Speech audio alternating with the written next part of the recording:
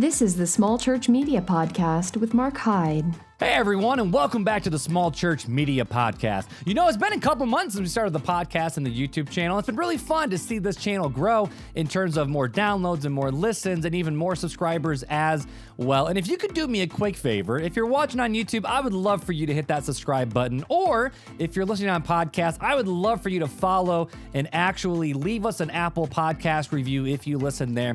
It's the easiest way just to help other people like you find the content that hopefully is a little bit helpful. I know we only have 10 minutes, and there's a lot of other podcasts out there, including another one that I run, where some episodes are more like a half hour, 45 minutes, or hey, even up to an hour long episodes. And I try really hard to keep these things under 10 minutes, and here's why. I know you don't have a lot of time as just trying to do everything that you can do to make your church grow. And I want to respect your time, but trying to keep these episodes short, clean, and concise. Saying that, I know I can't put as much information into this podcast as I can others, and I really do apologize for that. But let me know if you like this format, if you like them being 10 minutes long, if you like them sometimes touching more 12, or if you'd prefer me to go longer in the content, actually dive deeper into the content, the philosophy behind those types of thoughts. That would greatly help me because I'm here to serve you. If it was just me talking to a microphone, I'd probably still do it too. Let's just be honest there. But I want to make sure I'm serving you as the listener and the viewer of this channel. So feel free to leave me a review. Find me on Instagram at @TMarkHyde. Find me on Facebook, just Mark Hyde Creative. That's the easiest way to get connected with me. Or at my website, markhyde.com. Would love to connect with you. Love to chat with you. We've had a lot of great conversations, though, around Google My Business, Facebook, websites, and some other things in between. But today, I want to talk about something that's very, very, I think, important for small churches. This is something that every small church, maybe not every small church, but most churches have this element in their worship services. And most pastors either spend their own time creating these or they had their administrative assistant doing this. And that is PowerPoint presentations. You know, it's probably since the early thousands, maybe even late 90s, that PowerPoints have taken over the talking landscape. And since then, churches have been able to learn and utilize the beautiful thing that PowerPoints are able to offer. And that's not just being able to share your message verbally with your congregation, but also put it up on a screen where if people want to take notes, if you want them to be able to follow along the scriptures, maybe they didn't bring their Bible, you are able to do that in a very, very easy, simple way to communicate your message with helping people remember so that they can write it down, they can take a picture, whatever they want to do. But either way, PowerPoints have taken over the church world. You could be the largest church in America or the smallest church in America. And the two things these types of churches have in common is they both use PowerPoints in their churches. But here's the deal that I don't think a lot of pastors realize is many pastors actually hurt their messages by using PowerPoints. And I'm not necessarily saying that just by using a PowerPoint, you're actually damaging your message, but more so how you use your PowerPoint could actually be damaging to your message. So today, we're going to talk about 4 main ways that PowerPoints actually hurt your sermons. The first point is a busy and messy PowerPoint actually distracts your congregation. You know, I've been to some churches where they have 600 people in attendance and some churches that only have about 70 people in attendance. And something common that I see in a lot of these churches is very, very, very, very, very, very, very, very, very, very, very busy PowerPoints. Whether it's these backgrounds that have all the little swoosh and the florals and the colors and the grunts and the textures and the tones, all these different things, or they use a gradient from like a purple to a white with black text. Either way, a busy PowerPoint actually hurts you more than it helps you. And here's why. I can guarantee that if you have a lot of different elements going on in your PowerPoint, maybe you have an image that's up on the screen for a long time, maybe you have some sort of design and texture and pattern that is going on your PowerPoint screen, I can guarantee you that if you have a very busy PowerPoint, your congregation will actually be more focused on the screen and what's happening on the screen than they are by listening to you. And that's a problem because here's the deal. The PowerPoint's not the message.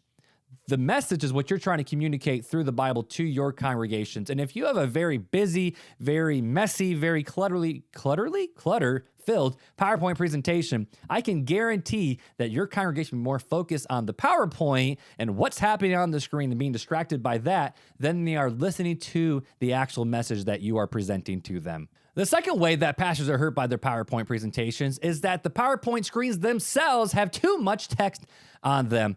I see a lot of pastors when they have an outline, they'll have the main point and then some subpoints and the passage of scripture underneath them, and they will put all of that on the screen in one simple place. In fact, our pastor did that for years. We'd have the main point at the top and then subpoints and verses and supporting text and all these different things all on one screen. But there's a really big problem with that, and the problem is simple. There's not enough room on the screen and the text becomes too small and you can't read. And second, it actually drops retention rates. Studies have found that when you put less things on your screen, people actually will be told what to walk away from with whatever you put on the screen. So when you're putting up main points, and let's say you have some supporting points. So you have your main point for the point 1 or point 2, point 3, and then you have your various subpoints in the verses. The only thing that should be on your screen is what you're actually talking about. So if you have your main point and then your subpoint, don't put them together. Split those screens, separate them, because even though you might think when you look at it, I want people to know this is all part of the same thing. People aren't dumb. They know what's going on and they can track with you super, super well. The third way that PowerPoints actually hurt pastors with their messages more than actually help them is that if people are actually relying and waiting on you to put something on the screen, they're more likely going to tune out in the middle of your message and just wait for that screen to flip to the next slide and they'll jot the next thing down. Because a lot of times pastors always have, here's the main points, here's the verses, here's the main points, here's the verses, and here's some fill in the blank outlines that you guys can follow along with.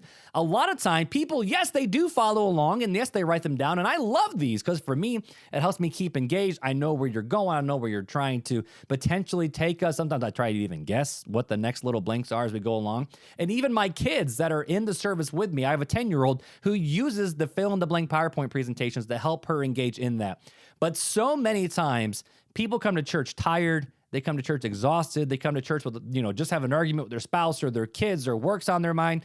And a lot of times they will become disconnected with the message and only re-engage every time that they are told, hey, here's the next point, write this down. And I'm not saying this is a bad thing. In fact, I think every point you make should be on the screen, but not just every main point of the message, but every point you try to make in the sermon. Whether you're trying to give a really great, I'm having a great conversation today. Whether you're having a really great quote that you want to show people, put that up on the screen. Maybe you want to have a key little takeaway or thought, put that up on the screen as well. Don't focus so much just on having what we talked about just a second ago, your outline on the screen, but have your takeaways up there on the screen. In fact, you can use your PowerPoint to supplement your message as well. Andy Stanley's probably one of the best case examples of this. North Point Church, thousands of people, multiple campuses. He has a TV that he rolls out with him on the screen, and it's the same design every single time. Black background, white text with some yellow filler to actually stand out.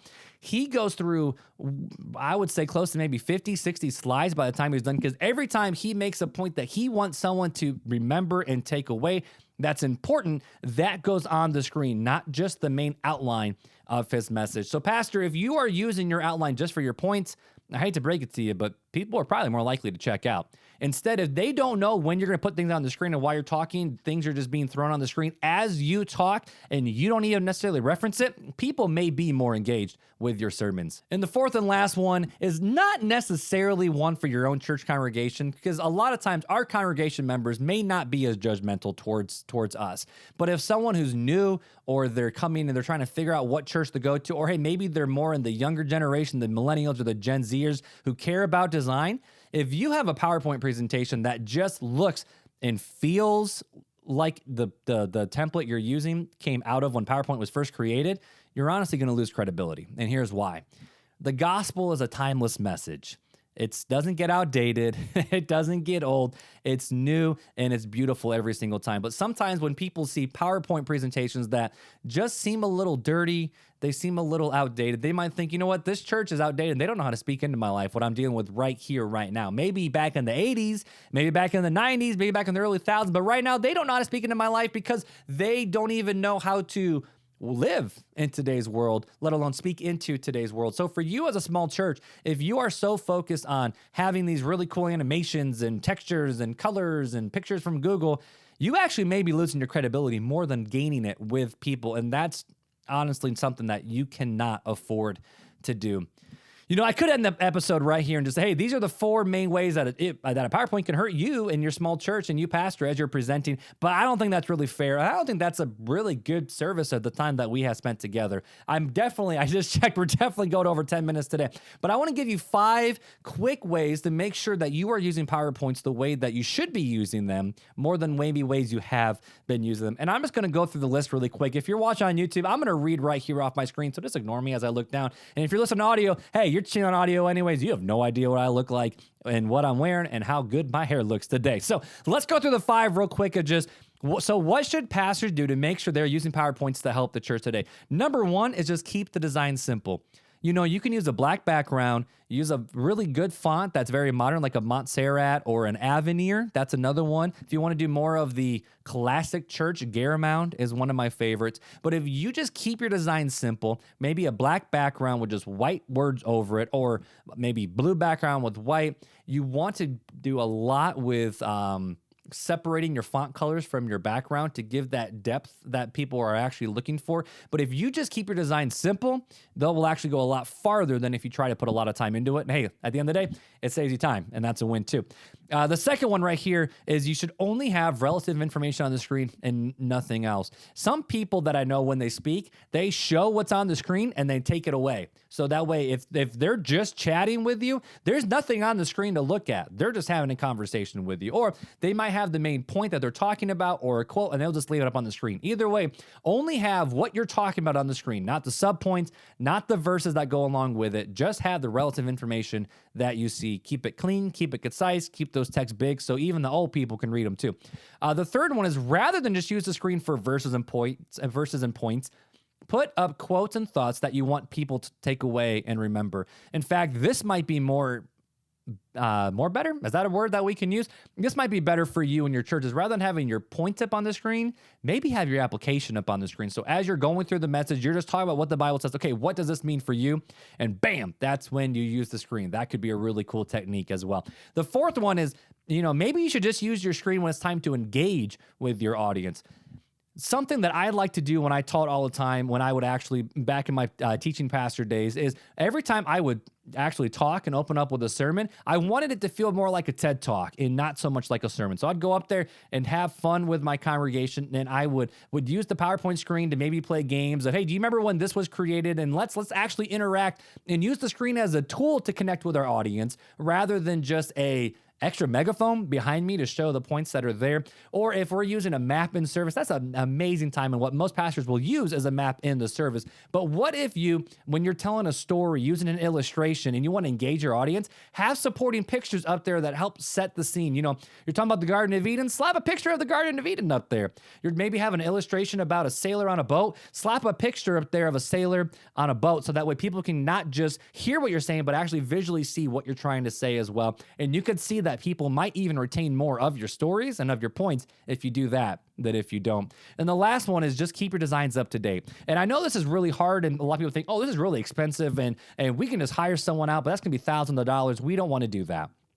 I'm just going to let you know there's a software out there that, yes, it's free. There's also a premium version. But as a church, as a non-for-profit, you can actually get this program completely free for your church. It sometimes takes a lot of hoops to jump through to actually get your non-for-profit status approved by this company. But even if you got to pay the $10-12 a month, in my opinion, it's totally worth it. And that program is called Canva.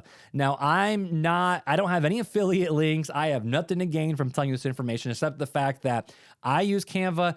I'm recommending my church use Canva because I'm stepping away from doing a lot of design work from them, and a lot of other people are starting to get their hands in it. Canva is an amazing tool where they have templates already set up where all you got to do is add a picture, add text, add your supporting text, and it's all done for you. Now, it might take time because you got to learn it, and you got to export it all as files and then import it as an image into your PowerPoint software. It might take a couple more steps, but if you want to still have a modern, cutting-edge vibe of a slide that you want to do, Canva's a really easy step to at least just make the title screen and then just a generic text background, which is what our church does. We have the main title screen that has a lot of design work in it, and then a secondary screen where our admin assistant just puts the text on there that we want her to put on.